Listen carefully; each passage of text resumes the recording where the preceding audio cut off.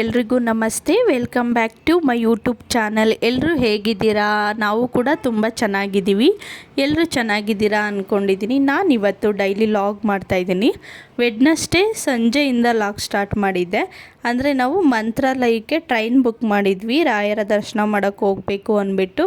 8:30ಗೆ ನಮಗೆ ಟ್ರೈನ್ ಇತ್ತು. ಅಂದರೆ 1 ಮಂತ್ ಬಿಫೋರೇ ಟ್ರೈನ್ ಬುಕ್ ಮಾಡಿದರು ನಮ್ಮ ಮನೆಯವರು. ಜನವರಿ 1ಗೆ ಹೋಗ್ತೀನಿ ಅಂತ ಹೇಳ್ತಾಯಿದ್ರು ನಮ್ಮ ಮನೆಯವರು. ಇಲ್ಲ, ಮಕ್ಕಳನ್ನೆಲ್ಲ ಕರ್ಕೊಂಡು ಹೋಗೋಣ, ತುಂಬ ದಿವಸ ಆಗಿದೆ ಅಂದ್ಬಿಟ್ಟು ನಾನೇ ಹೇಳಿದ್ದೆ. ಹಾಗಾಗಿ ಎಲ್ಲರೂ ಸರಿ ಜೊತೆಲೇ ಹೋಗೋಣ ಬಿಡಿ ಅಂದ್ಬಿಟ್ಟು ಟ್ರೈನ್ ಬುಕ್ ಮಾಡಿದರು. ನಾನು, ಶಿಲ್ಪ, ನಮ್ಮ ಮನೆಯವರು, ಮಕ್ಕಳು ಮತ್ತು ನಮ್ಮ ಮನೆಯವ್ರ ಫ್ರೆಂಡು ಸೂರಿ ಅಂತ 4 ಜನ ಹೋಗಿದ್ವಿ. 8:30ಗೆ ನಮಗೆ ಮೆಜೆಸ್ಟಿಕ್ಕಿಂದ ಟ್ರೈನ್ ಇತ್ತು. ಹಾಗಾಗಿ 7:30 8 o'clockಗೆ ರೀಚ್ ಆಗಿದ್ವಿ. ಇನ್ನೊಂದು ಹಾಫ್ ಆನ್ ಅವರ್ 1/4 ಗಂಟೆ ಇತ್ತು. ಹೋಗಿ ಟ್ರೈನೆಲ್ಲ ಅಂದರೆ ಸ್ಲೀಪಿಂಗ್ ಕೋಚ್ ಬುಕ್ ಮಾಡ್ಕೊಂಡಿದ್ವಲ್ಲ, ಹೋಗಿ ಹುಡುಕೊಂಡು ಮಕ್ಕಳನ್ನೆಲ್ಲ ಕೂತಿದ್ವಿ. ತುಂಬ ತುಂಟಾಟ ಮಾಡ್ತಾರೆ ಅಲ್ವಾ ಮಕ್ಕಳು, ಎಷ್ಟು ಆಟ ಆಡ್ತಾಯಿದ್ದಾರೆ ನೋಡಿ. ನನ್ನ ಮಕ್ಕಳಂತೂ ತುಂಬ ಟ್ರೈನಲ್ಲಿ ಓಡಾಡ್ತಾ ಇದ್ದಾರೆ.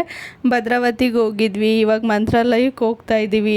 ಅದಕ್ಕೂ ಮುಂಚೆನೂ ಟ್ರೈನ್ ಬುಕ್ ಮಾಡಿಕೊಂಡೇ ಹೋಗ್ತಾಯಿದ್ವಿ. ಲಾಸ್ಟ್ ಟೈಮು 7 ಮಂತ್ ಇದ್ದಾಗ ಕರ್ಕೊಬಂದಿದ್ದು ಮಕ್ಕಳನ್ನ ಮಂತ್ರಾಲಯಕ್ಕೆ. ನೈಟು ನಾವು ಟ್ರೈನ್ ಹತ್ತಿದ್ದು ಬೆಳಗ್ಗೆ 4 o'clockಗೆ ನಮಗೆ ಮಂತ್ರಾಲಯಕ್ಕೆ ಬಂದು ನಿಲ್ಲಿಸಿದ್ರು. ಅಲ್ಲಿಂದ ಬಂದು ನಾವು ರೂಮ್ ಬುಕ್ ಮಾಡ್ಕೊಂಡು ಫ್ರೆಶ್ ಅಪ್ ಆಗಿಬಿಟ್ಟು ರಾಯರ ದರ್ಶನ ಮಾಡೋಣ ಅಂತ ಬಂದ್ವಿ. 7:30 ಆಗಿತ್ತು. ನಾನು ಸ್ವಲ್ಪ ಮಕ್ಕಳಿಗೆ ರಾಯರ ಗೆಟಪ್ ಏನಾದರೂ ಹಾಕೋಣ ಅಂತ ವೆಯ್ಟ್ ಮಾಡ್ತಾಯಿದ್ದೆ. ಅಂದರೆ ಇಲ್ಲಿ ಏನೂ ಪಂಚೆ ಇರ್ಬೋದು, ಮಣಿಸರ ಇರ್ಬೋದು, ಏನೂ ಸಿಕ್ಕಲಿಲ್ಲ ಬ್ಯಾಂಗ್ಳೂರಲ್ಲಿ. ನನಗೆ ಹುಡ್ಕೋಕ್ಕೂ ಟೈಮ್ ಇರಲಿಲ್ಲ. ಹಾಗಾಗಿ ಅಲ್ಲೇ ಏನಾದರೂ ತೊಗೊಳ್ಳೋಣ ಅಂತ ವೆಯ್ಟ್ ಮಾಡ್ತಾಯಿದ್ದೆ. ಯಾವ ಶಾಪು ಓಪನ್ ಇರಲಿಲ್ಲ. 7:30ಗೆ ಓಪನ್ ಆಯಿತು. ಹಾಗಾಗಿ ಅಲ್ಲೇ ತೊಗೊಂಡು ಮಕ್ಕಳಿಗೆ ಸ್ವಲ್ಪ ರೆಡಿ ಮಾಡೋಣ ಅಂದ್ಬಿಟ್ಟು ಟೀ ಶರ್ಟ್ ಹಾಕ್ಕೊಂಡು ಹಾಗೆ ಕರ್ಕೊಬಂದಿದ್ದೆ. ದೇವಸ್ಥಾನದ ಎದುರುಗಡೆ ಬಂದರೆ ಅಲ್ಲಿ ತುಂಬ ಗಂಧ ಎಲ್ಲ ಇಕ್ತಾ ಇರ್ತಾರಲ್ಲ ಎಲ್ರಿಗೂ. ತುಂಬ ಜನ ಗಂಧ ಇಕ್ಕೋದು ಈ ಥರ ಎಲ್ಲ ಮಾಡ್ತಾಯಿರ್ತಾರೆ. ನಾನು ರೆಡಿ ಆಗಿಬಿಟ್ಟು ನಮ್ಮ ಮನೆಯವರೆಲ್ಲರೂ ಬಂದ್ವಿ ದೇವಸ್ಥಾನದ ಹತ್ರ. ಅಲ್ಲಿ ಬಂದರೆ ಈ ಥರ ನೋಡಿ ಮಕ್ಕಳಿಗೆ ರೆಡಿ ಮಾಡ್ತಾಯಿದ್ದೆ. ಅವರೆಷ್ಟು ತಾಳ್ಮೆಯಿಂದ ನಿಂತಿರು ಅಂದರೆ ನನಗೆ ಆಶ್ಚರ್ಯ ಆಗ್ತಾಯಿತ್ತು. ನಿಲ್ಲಲ್ಲ ಮಕ್ಕಳು, ಬಟ್ ಈ ಥರ ರೆಡಿ ಮಾಡಬೇಕಾದ್ರೆ ಸುಮ್ಮನೆ ನಿಂತಿದ್ರು ಸ್ವಲ್ಪ ಹೊತ್ತು. ಏನೋ ಒಂಥರ ನನಗೂ ಖುಷಿ ಆಗ್ತಿತ್ತು. ಆ ಹುಡುಗ ಕೂಡ ನಾನು ಗಂಧ ಇಡ್ತೀನಿ ಅಂದ್ಬಿಟ್ಟು ಹಿಂದೆ ಬರ್ತಾನೆ ಇದ್ದ. ಪಾಪ ಸರಿ ಆಯಿತು ನೀನೇ ಇಡಪ್ಪ ಅಂದ್ಬಿಟ್ಟು ಅವನು ಚಿಕ್ಕ ಹುಡುಗ ಅಲ್ವಾ, ನಮ್ಮ ಮಕ್ಕಳು ಕೂಡ ನೋಡಿಬಿಟ್ಟು ಸುಮ್ಮನೆ ನಿಂತಿದ್ರು. ಅಷ್ಟೇನು ಗಲಾಟೆ ಮಾಡ್ತಾ ಇರಲಿಲ್ಲ. ಆದರೆ ಗಂಧ ಇಕ್ತಾ ಇದ್ದಂಗೆ ಸ್ವಲ್ಪ ಒರೆಸ್ಕೊಂಬಿಡೋರು, ಏನೋ ಮಾಡ್ತಾಯಿದ್ದಾರೆ ನಮಗೆ ಅಂದ್ಬಿಟ್ಟು. ಅದಕ್ಕೆ ಇಲ್ಲಿಡಪ್ಪ ಅಂತ ಹೇಳ್ತಾಯಿದ್ದೆ ನಾನು. ತುಂಬ ಚೆನ್ನಾಗಿ ನಿಂತಿದ್ರು ತಾಳ್ಮೆಯಿಂದ ಮಕ್ಕಳು ಕೂಡ. ಈ ಥರ ರೆಡಿ ಮಾಡ್ತಾಯಿದ್ದೆ ನಾನು. ನನಗೆ ತುಂಬ ಆಸೆ ಇತ್ತು ಈ ಥರ ಮಕ್ಕಳನ್ನ ಅಲ್ಲಿ ಕರ್ಕೊಂಡು ಹೋದಾಗ ಈ ಥರ ಎಲ್ಲ ರೆಡಿ ಮಾಡಬೇಕು ದೇವ್ರ ಸನ್ನಿಧಿಲಿ. ಅಂದರೆ ಸ್ವಲ್ಪ ರಾಯರ್ ಥರ ಗೆಟಪ್ ಏನಾದರೂ ಕ್ರಿಯೇಟ್ ಮಾಡೋಣ ಅಂದ್ಬಿಟ್ಟು ಇಲ್ಲಿಂದಲೇ ಪ್ಲ್ಯಾನ್ ಮಾಡ್ಕೊಂಡು ಹೋಗಿದ್ದೆ ನಾನು. ತುಂಬ ಜನ ಮಕ್ಕಳಿಗೆ ಈ ಥರ ಎಲ್ಲ ರಾಯರ್ದಿರ್ಬೋದು, ಮಾದೇಶ್ವರ ಸ್ವಾಮಿದಿರ್ಬೋದು, ಈ ಥರ ಎಲ್ಲ ಹಾಕಿ ಫೋಟೋಸ್ ಎಲ್ಲ ತೆಗಿತಾ ಇರ್ತಾರೆ.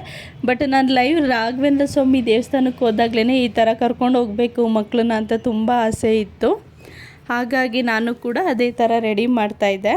ಅವ್ರವ್ರ ಕಲ್ಪನೆ, ಅವ್ರವ್ರ ಇಷ್ಟ. ನನಗೂ ರಾಯರ ಹತ್ರ ಈ ಥರ ಎಲ್ಲ ಮಕ್ಕಳನ್ನ ಕರ್ಕೊಂಡು ಹೋಗಬೇಕು, ದರ್ಶನ ಮಾಡಿಸ್ಬೇಕು ಅಂತ ತುಂಬ ಆಸೆ ಇರುತ್ತೆ ಅಲ್ವಾ ಮಕ್ಕಳು ಅಂದಮೇಲೆ. ಅದೇ ಥರ ರೆಡಿ ಮಾಡ್ಕೊಂಡು ಎಲ್ಲರೂ ಒಳಗಡೆ ದರ್ಶನ ಮಾಡೋಕ್ಕೆ ಅಂತ ಹೋಗ್ತಾಯಿದ್ದೀವಿ. ಒಳಗಡೆ ಹೋದರೆ ಮಕ್ಕಳು ಕರ್ಕೊಂಡು ಎಲ್ಲರೂ ನೋಡಿ ತುಂಬ ಖುಷಿ ಪಡ್ತಾಯಿದ್ರು. ಅವ್ರ ಕಾಲಿಗೆ ಬಿದ್ದು ನಮಸ್ಕಾರ ಕೂಡ ಮಾಡಿದ್ರು. ನಮಗೂ ಏನೋ ಒಂಥರ ಖುಷಿ ಆಗ್ತಿತ್ತು. ಇಬ್ಬರು ಮಕ್ಕಳು ಈ ಥರ ರಾಯರ ಸನ್ನಿಧಿ ಕರ್ಕೊಬಂದಿರೋದು. ಬಟ್ ಇವ್ರು 7 ಮಂತ್ ಇದ್ದಾಗಲೇ ನಾವು ಕರ್ಕೊಬಂದಿದ್ವಿ. ಆವಾಗ ಸುಬುಧೇಂದ್ರ ತೀರ್ಥ ಸ್ವಾಮಿಗಳೇ ಸಿಕ್ಕಿದ್ರು ನಮಗೆ. ಇವರು ಮಕ್ಳಿಗೂ ಕೂಡ ಆಶೀರ್ವಾದ ಮಾಡಿದರು. ಅದಾದಮೇಲೆ ನಾವು ಇವ್ರು 1.5 ವರ್ಷ ಆಯ್ತಲ್ಲ ಇವಾಗ ಮಕ್ಕಳಿಗೆ ಮತ್ತೆ ಕರ್ಕೊಬಂದಿದ್ವಿ. ಬಟ್ ವರ್ಷಕ್ಕೆ 2 ಸಲ ಬರಬೇಕು ಅಂತ ಆಸೆ ಇದೆ ರಾಯರ ಸನ್ನಿಧಿಗೆ. ಬಟ್ ಆಗಲ್ಲ, ಸ್ವಲ್ಪ ಅದು ಇದು ಕೆಲಸ ಅಂತ. ವರ್ಷಕ್ಕೆ 1 ಸಲಿನಾದರೂ ಹೋಗಬೇಕಲ್ವ. ಹಾಗಾಗಿ ಮಕ್ಕಳೂ ಜೊತೇಲಿ ಕರ್ಕೊಂಡು ಹೋಗಿದ್ವಿ. ನಾನು ಕೂಡ ದರ್ಶನ ಎಲ್ಲ ಮಾಡ್ಕೊಂಡು ಬಂದು ಕೂತಿದ್ವಿ. ನಾನು ಸ್ವಲ್ಪ ಹೆಜ್ಜೆ ನಮಸ್ಕಾರ ಹಾಕೋದಿತ್ತು ರಾಯರಿಗೆ. ಹಾಗಾಗಿ ನಾನು ಹೆಜ್ಜೆ ನಮಸ್ಕಾರ ಎಲ್ಲ ಹಾಕಿ ಬರೋವರೆಗೂ ಎಲ್ಲರೂ ಪಾಪ ವೆಯ್ಟ್ ಮಾಡ್ತಾಯಿದ್ರು, ಕೂತಿದ್ರು.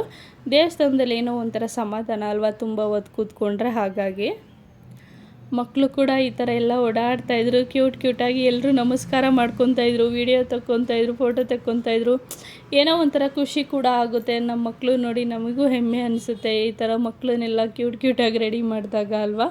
ಹಾಗಾಗಿ ನಮಗೂ ಕೂಡ ಖುಷಿ ಆಗ್ತಾಯಿತ್ತು.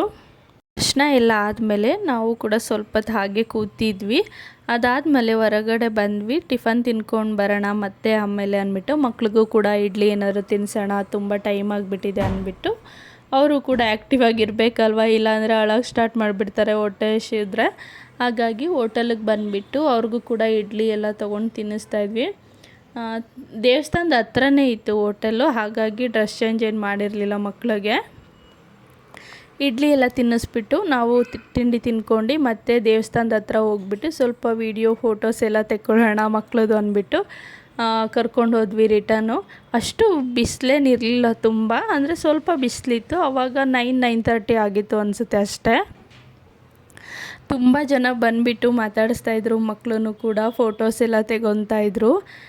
ಅವರು ಕೂಡ ಆ್ಯಕ್ಟಿವ್ ಆಗೇ ಇದ್ದರು, ಏನು ಅಳೋದು ಆ ಥರ ಎಲ್ಲ ಏನು ಮಾಡ್ತಾ ಇರಲಿಲ್ಲ. ನೋಡಿ ಹೆಂಗೆ ಓಡಾಡ್ತಾ ಇದ್ದಾರೆ ಬಿಸಿಲಲ್ಲೂ ಕೂಡ. ಒಬ್ಬನ ಹಿಡ್ಕೊಂಡ್ರೆ ಇನ್ನೊಬ್ಬ ಓಡಿ ಬಂದುಬಿಡೋನು. ಅಲ್ಲಿರೋರೆಲ್ಲ ಬಂದು ತುಂಬ ಜನ ಮಾತಾಡ್ಸಿದ್ರು ಮಕ್ಕಳನ್ನು ಕೂಡ.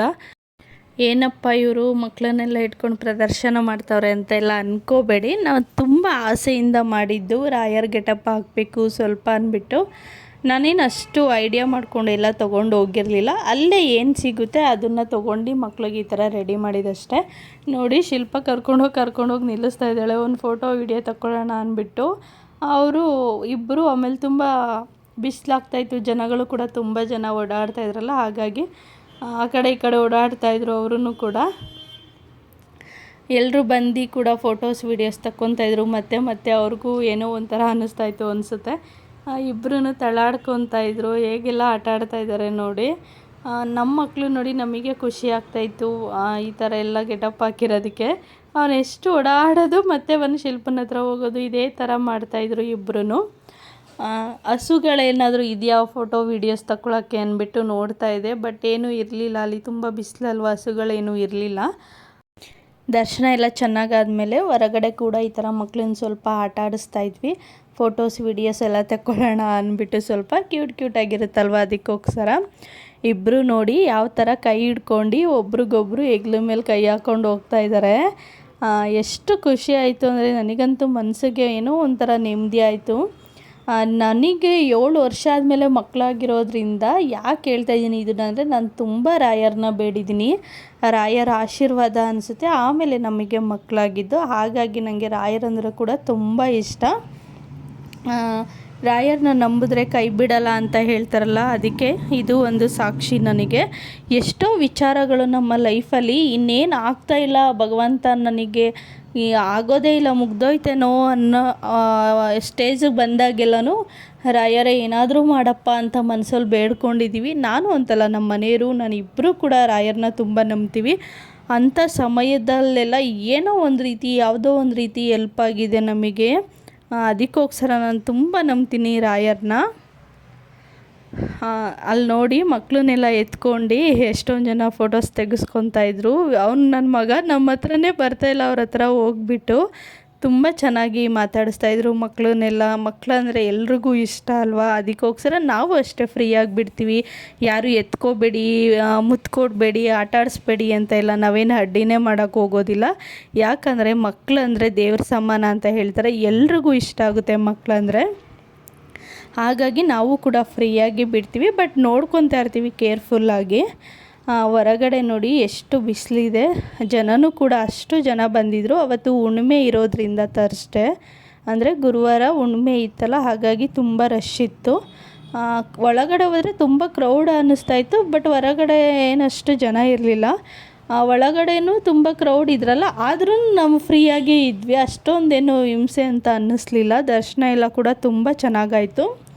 ಅಲ್ಲಿಂದ ನಾವು ರಿಟರ್ನು ರೂಮ್ ಹತ್ರ ಹೋಗೋಣ, ಸ್ವಲ್ಪ ರೆಸ್ಟ್ ಮಾಡಿಬಿಟ್ಟು ಹೊರಡಬೇಕು ಅಂದ್ಬಿಟ್ಟು ಹೋಗ್ತಾಯಿದ್ವಿ.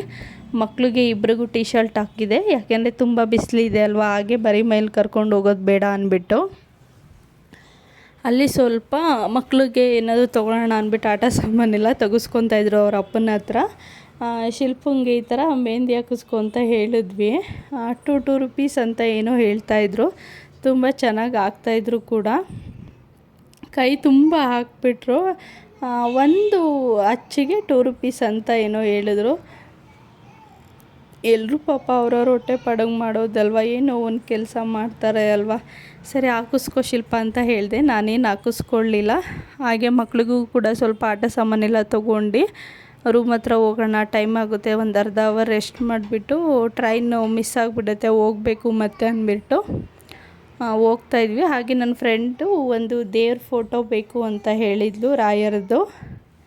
ಅಲ್ಲಿಂದಲೇ ತೊಗೊಬಂದು ಕೊಡೋಕ ಅಂತ ಹೇಳಿದ್ಲು. ಹಾಗಾಗಿ ಒಂದು ಫೋಟೋ ಕೂಡ ತೊಗೊಳ್ಳೋಣ ಅಂದ್ಬಿಟ್ಟು ಹೋಗಿದ್ದೀವಿ, ನೋಡೋಣ ಅಂದ್ಬಿಟ್ಟು.